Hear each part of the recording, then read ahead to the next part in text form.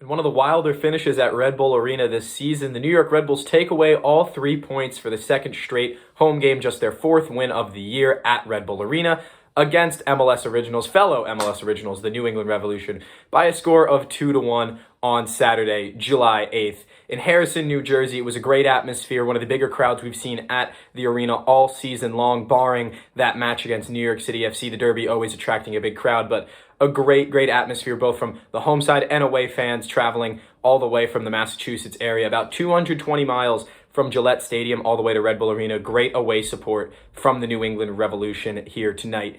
But with that said, the Red Bulls, with a good performance in that first half, they looked the better team, but didn't have anything to show for it. Their struggles in the final third once again coming back to haunt them early on in this one. Yet, the midfield was absolutely spectacular for the Red Bulls. Even in the absence of Chamo, Christian Cáceres Jr. going to Toulouse on a transfer this week to the Ligue 1 side. His time in New York is over. A big part of this team, a lot of players really close with him, but also one of the more impactful guys on the pitch for New York. That said, Frankie Amaya, Daniel Edelman, Omir Fernandez, and Luquinhas, the four-man midfield for the Red Bulls today, was spectacular, controlling the pace, pushing the issues, and forcing New England into some dangerous situations defensively. And that culminated in the second half when Frankie Amaya got on the board, Dante Van Zier drifting out wide, a position that he's not necessarily super familiar with and maybe a bit uncomfortable, but his second assist in a Red Bulls uniform, pulling out wide and putting it across. This time, the 5'4" Frankie Amaya heads home his third goal in 2 matches at home after coming off the bench against Atlanta and scoring 2 last time at RBA. This time he gets an important go-ahead goal in the 58th minute before just a few minutes later, Latif Blessing puts in a very hard challenge on Amaya, the former LAFC turned New England midfielder. She is shown a straight red card, and deservedly so, studs up coming above the knee of the UCLA midfielder. Frankie Amaya was down but not out. He came back up and rejoined the play to continue what was a stellar performance once again from Frankie. Just later, though, in the 76th minute, New England would equalize off the head of Brandon by Gustavo Bo's corner, found Brandon in the box, the right back, headed it home, made no mistake with it, beating Cameron Harper in the air to level it. And when you give a team like that set piece chances, even down a man, anything can happen. And just like that, against the run of play, New England were back in this one.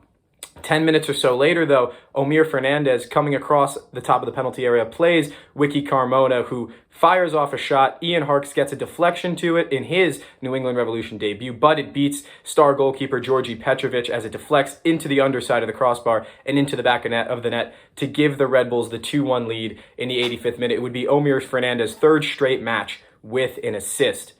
Just a few minutes later, though, in stoppage time, it seemed like the New England Revolution had their leveler through Andrew Farrell, who would only have scored his third career goal in a New England Revolution uniform, the only professional side he's played for. It was his 350th MLS appearance for the New England side, and he absolutely striked one on the bottom of the ground. A driven ball that nestled off of the far post and into the back of the net. Carlos Coronel reaching for it, nothing he could do. But upon VAR review, Giacomo Vrioni, the striker who came off the bench for Bobby Wood, former U.S. men's national team striker, was in an offside position in the line of sight of Carlos Coronel. Red Bulls fans will remember being disallowed a goal in the 2018 playoffs, the MLS Cup Eastern Conference Finals against Atlanta United. Bradley Wright Phillips thought he had the equalizer, but Alex Muil was screening Brad Guzan. This time it comes to help the Red Bulls as the goal is washed out and the Red Bulls hold on for 3 points, a huge 3 points against this New England team that's been toward the top of the table all season long. Bruce Arena incredibly frustrated with the refereeing, as you would expect at the end of the match. The line of sight offside rule does not always get appreciated by refs, and other refs do. This time, VAR honored the decision, and the Red Bulls would walk away with a hard-earned 3 points. We got the chance to hear from head coach Troy Lesesne after the match. Take a listen. Thanks, Coach. Obviously, a wild ending to this one. What do you say to the players after a match like that finishes that way?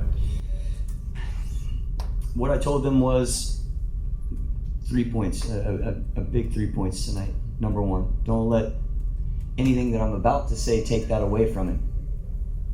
But it wasn't a complete performance tonight, and that's what we were asking for in the pre-match.